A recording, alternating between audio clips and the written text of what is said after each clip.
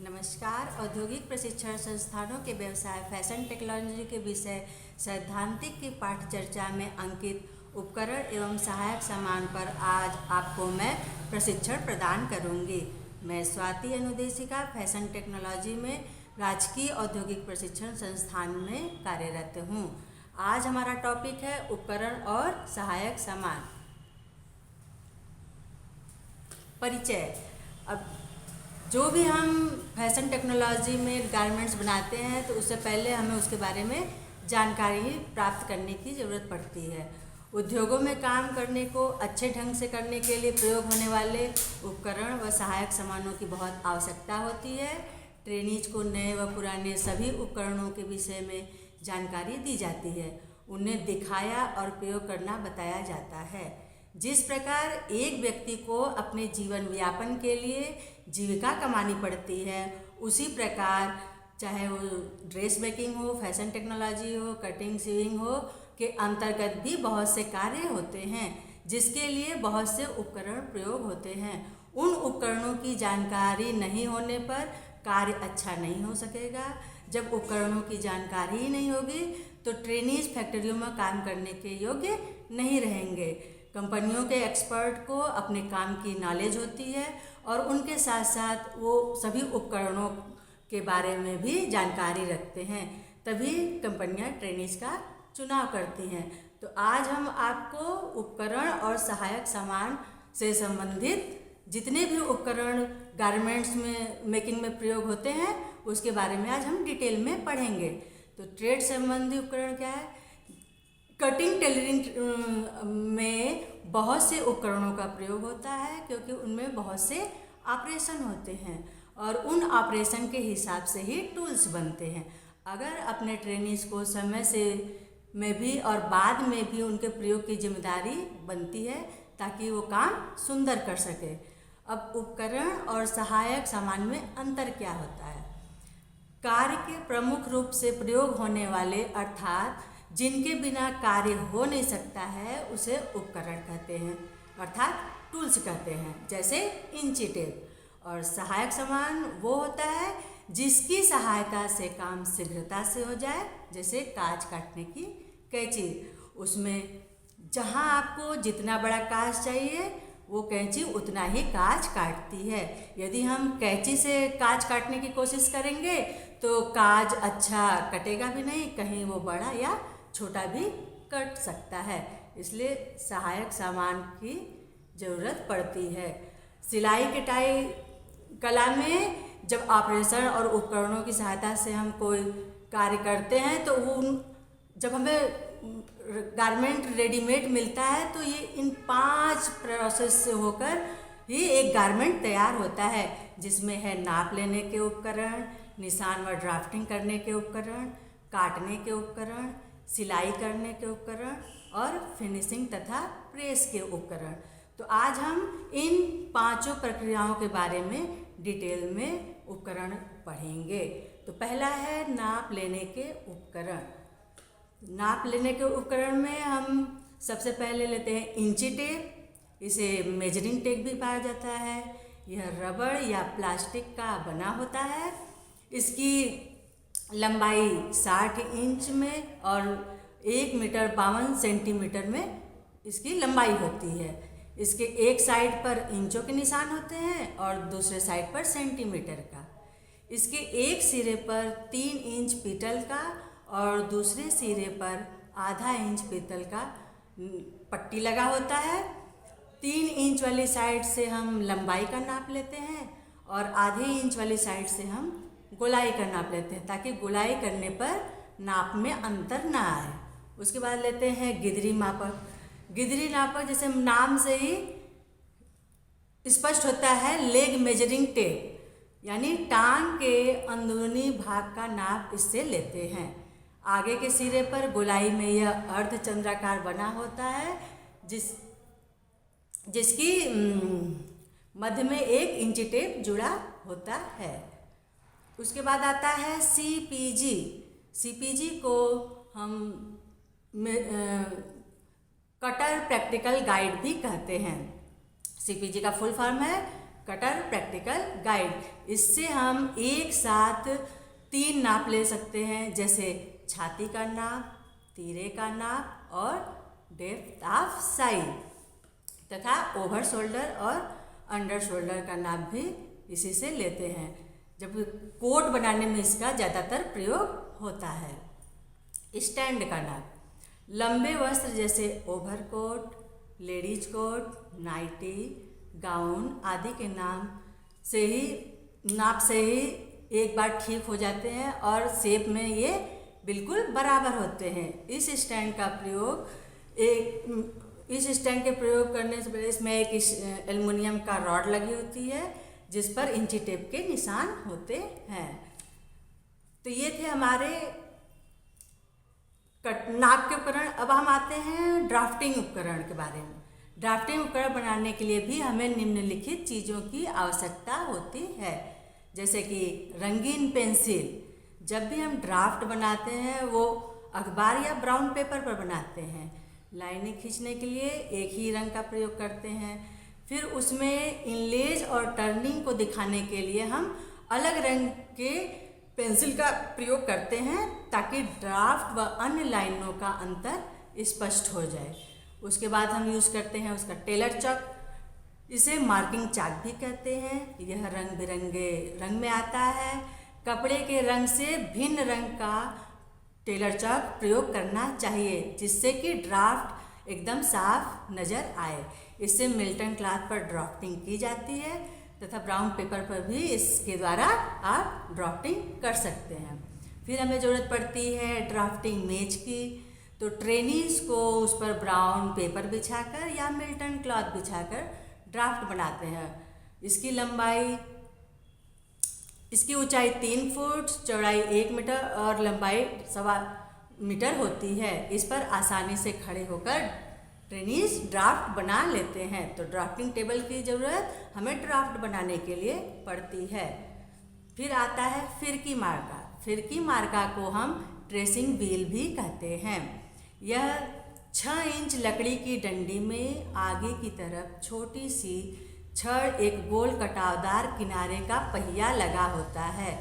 जब हमें 4-5 कपड़े के नाप बनाने हो एक साथ ही, तो इस ट्रेसिंग व्हील की सहायता से उन सब तहों पर इनलेज और टर्निंग के ड्राफ्ट आसानी से उतर जाते हैं।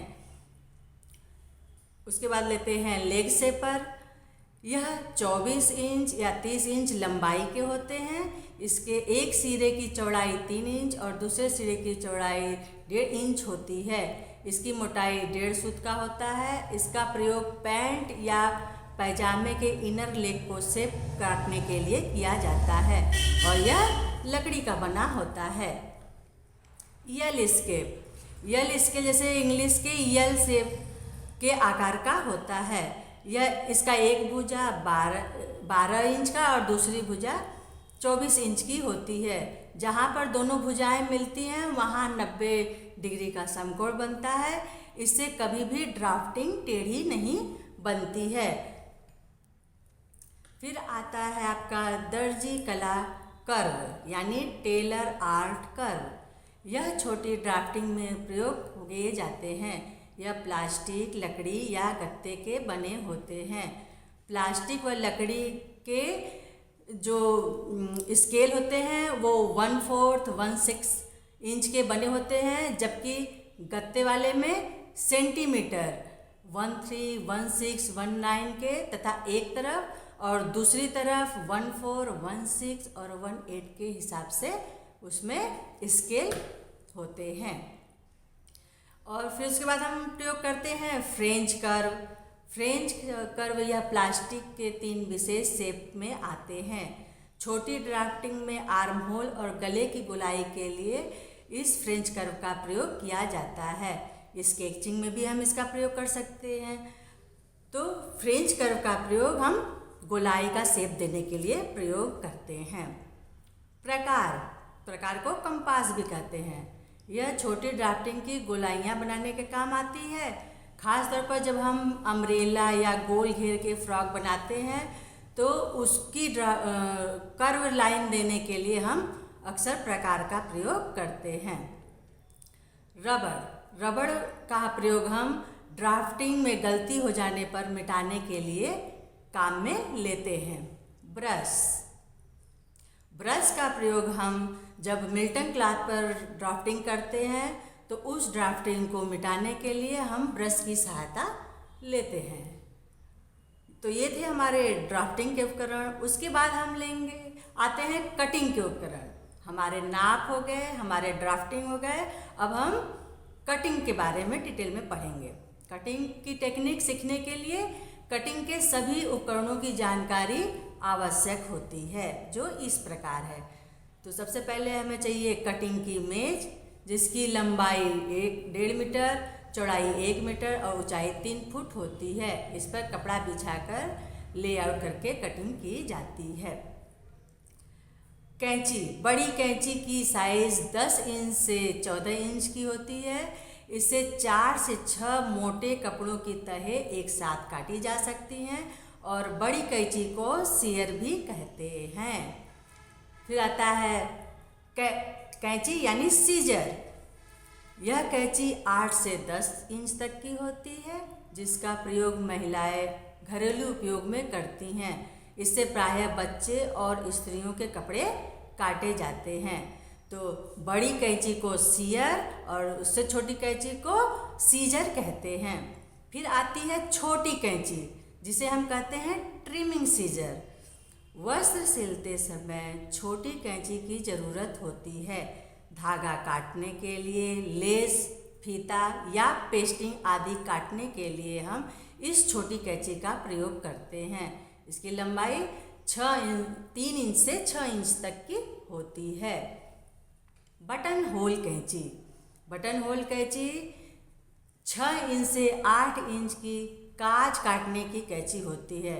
इसके फलों में कट बना होता है और एक पेंच भी लगा होता है, जिसे काज के ऊपर फिट कर देते हैं। हमें जितना काज काटना होता है वह कैंची उतना ही काज उस कपड़े पर काटती है। तो बटन होल कैंची से काज सही नाप का कटता है। फिर आता है कटावदार कैंची। कटावदार कैंची को पिकिंग सीजर भी कहते हैं। इस कैंची का प्रयोग सूती, रेशमी, टेरिकॉट, रूबिया, पापलिन या डेलिकेट कपड़ों के किनारों को सुंदर बनाने के लिए किया जाता है। यह 8 इंच से 10 इंच तक की होती है। इसके दोनों फरों में नुकीले कटाव कटे हुए होते हैं।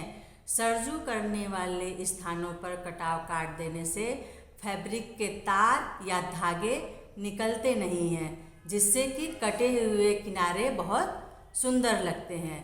तो जब भी हमें रुमाल में या किसी में उसके किनारे को सुंदर बनाना होता है तो हम पिकिंग सीजर की सहायता से कटिंग करते हैं। एक फल की कैंची, इसे बॉल एंड सीजर भी कहते हैं। इससे एक तह का ही कपड़ा कटता है, दूसरा नहीं। जहाँ पर एक तह काटनी होती है वहाँ पर इस सीजर का प्रयोग किया जाता है। बिजली की कैंची या कटर, यह कैंची बैटरी की तरह बनी होती है। इसके अगले हिस्से में 2 ब्लेड कपड़ा काटने वाले होते हैं। इस कैंची में सेल डालते हैं और ऊपर एक बटन लगा होता है। बटन दबाने से यह कैंची चलती है। इस कैंची में 6 इंच से 12 इंच की लंबाई और चौड़ाई 3/4 इंच तक होती है, जो बिजली की सहायता से या बैटरी की सहायता से चलता है। फिर आता है स्टिलेटो। स्टिलेटो का प्रयोग हम कपड़े में आईलेट बनाने के लिए करते हैं, चाहे वो फ्रंट में आईलेट बनाना हो, स्लीव्स पर आईलेट बनाना हो या बैक में आईलेट बनाना हो, तो हम इसकी सहायता से कपड़े पर आईलेट इजी वे में बना सकते हैं। टक्स मार्कर, यह लोहे की या स्टील की पत्ती नुमा कट लगा हुआ होता है। इसके द्वारा टक्स या प्लेट आदि के निशान बराबर दूरी के लगाए जाते हैं। इससे टक्स या प्लेट्स बहुत ही अच्छे बनते हैं। पैटर्न नोचर, पैटर्न नोचर का प्रयोग डार्ट, प्लेट्स के या डिजाइन के निशानों को नोच करने के लिए प्रयोग किया जाता है। नोचेज लगाने से लेआउट के निशान उतारने में सहायता मिलती है। Pin cushion. पिन कुशन का प्रयोग हम पिन को एक जगह ही रखने के लिए प्रयोग करते हैं, जिससे कि पिन इधर उधर न गिरे। बिजली का कटर। यह कटर दो प्रकार का होता है, एक राउंड कटर और दूसरा सीधा कटर। राउंड कटर से हम घुमा घुमा कर गोलाई को काटा जाता है। सीधे कटर से 40 तरह की एक साथ कटिंग की जा सकती है। यह बड़े उत्पादन के कार्यों में बड़ी बड़ी फैक्ट्रियों में प्रयोग किया जाता है। ये थे हमारे सिलाई के उपकरण। अब आ जाइए सिलाई के उपकरण। सिलाई के उपकरण के प्रयोग की जानकारी हर एक ट्रेनी को होनी चाहिए। तो सिलाई करने के लिए हमें चाहिए सिलाई मशीन। इससे काम की स्पीड तेज होती है, काम सफाई से होता है और सुंदर होता है। हमें उस सिलाई के लिए हाथ की सुई भी चाहिए। जब हमें थोड़ा बहुत काम करना हो या कपड़ों की रिपेयरिंग करना हो, कपड़ों में बटन लगाना हो, तो हाथ की सुई से ही हो सकता है। यह छोटी और बड़ी कई साइजों में होती है। फैब्रिक की मोटाई व पतलाई के हिसाब से हम सुई, छोटी सुई या मोटी सुई का प्रयोग करते हैं। Needle threader. निडल थ्रेडर का प्रयोग उन लोगों को ज़्यादा इजी बना देता है काम करना जिनको आँख से कम दिखाई देता है, क्योंकि निडल थ्रेडर की सहायता से सुई में धागा डाला जाता है। तो जिनको सुई में धागा डालने में प्रॉब्लम आती है तो वो निडल थ्रेडर की सहायता से आसानी से सुई में धागा डाल सकते हैं। क्रिउल निडल। यह मुड़ी हुई एक सुई होती है और रफू करने के काम में लाई जाती है। इस निडल से सोफा की सिलाई का काम भी लिया जा सकता है। आड़ी, तिरछी, सीधी किसी भी जगह पर यह सुई बड़ी स्पीड से काम करती है। तो क्रिउल निडल का प्रयोग अक्सर रफू में किया जाता है। थिम्बल। थिम्बल का प्रयोग हम उंगली में पहनने के लिए प्रयोग करते हैं। जब हम हाथ की सुई से काम करते हैं तो अक्सर सुई उंगलियों में चुभ जाती है। तो सुई उंगलियों में न चुभे, इससे उंगली को सुरक्षा प्रदान करने के लिए थिम्बल का प्रयोग किया जाता है। इसे अंगुस्ताना भी कहते हैं। पिन व पिन कुशन। तो पिन कुशन स्पंज का बना होता है, जिस पर पिन को एक ही स्थान पर रखने के लिए प्रयोग किया जाता है। बाटकिंग। बाटकिंग यह होता है उपकरण है, यह लंबा व कठोर होता है और कास्टिंग के दूसरी ओर प्लास्टिक, टेप व रिबन खींचने के लिए किया जाता है। स्टिलेटो। स्टिलेटो का प्रयोग हम आईलेट होल बनाने के लिए करते हैं। धागा। धागे के से ही हम कपड़े की सिलाई करते हैं, जो हम आगे डिटेल में पढ़ेंगे।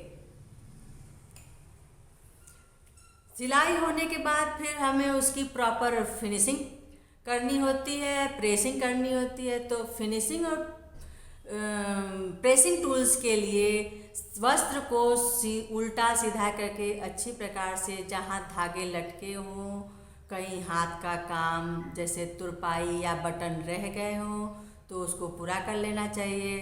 धागे कहीं हो तो उसको काट कर अच्छी तरह से फिनिश कर लेना चाहिए। उसके बाद उस पर प्रेसिंग की जाती है। तो प्रेस के लिए भी कई तरह के प्रेस के उपकरण होते हैं जो इस प्रकार हैं। कुछ प्रेस तो ऐसे भी हैं जो आजकल प्रयोग ही नहीं होते, जो इस तरह है। Solid press.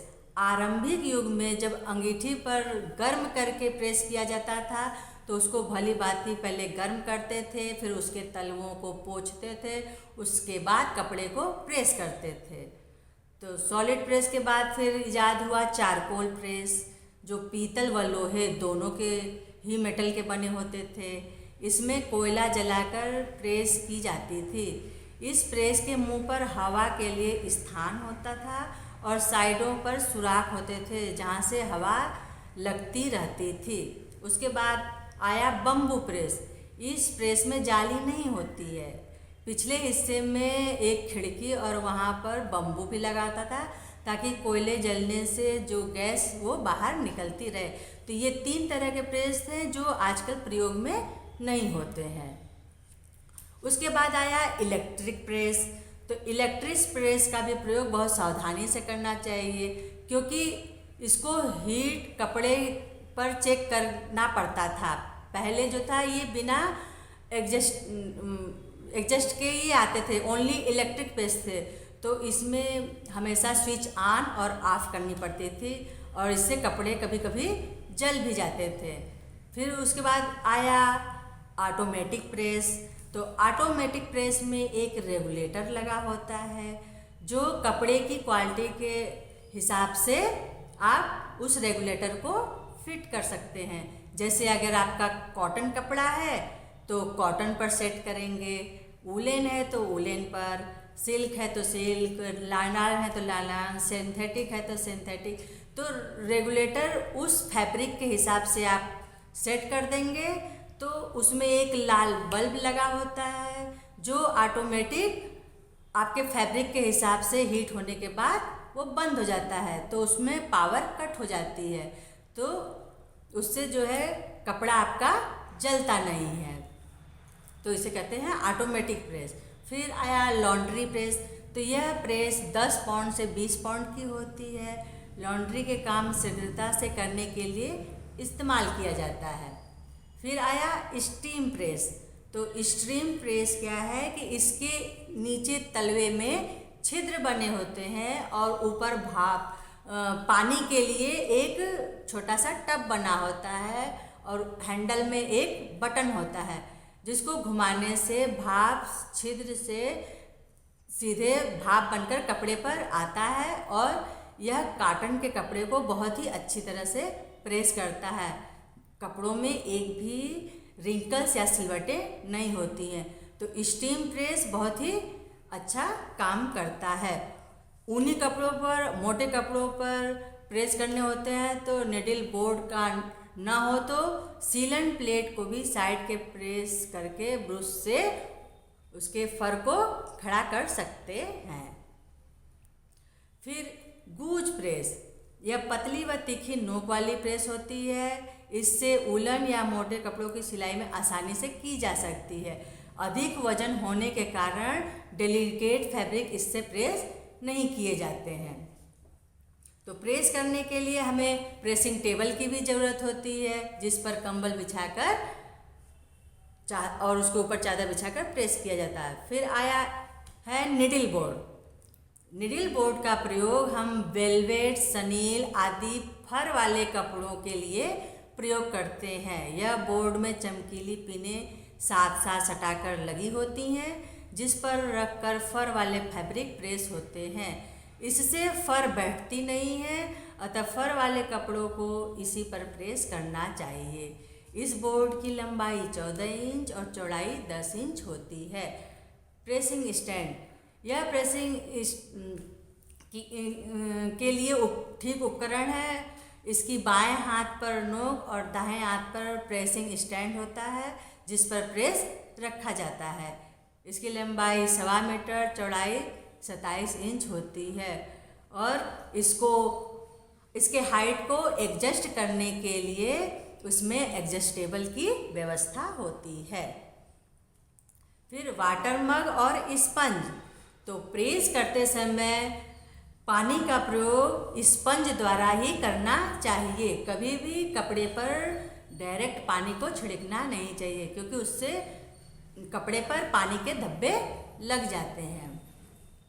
उसके बाद हम यूज करते हैं हैंगर। हैंगर का यूज़ हम कपड़े प्रेस किए हुए कपड़े को हैंग करने के लिए करते हैं ताकि उसकी प्रेस खराब ना होने पाए। Dump cloth.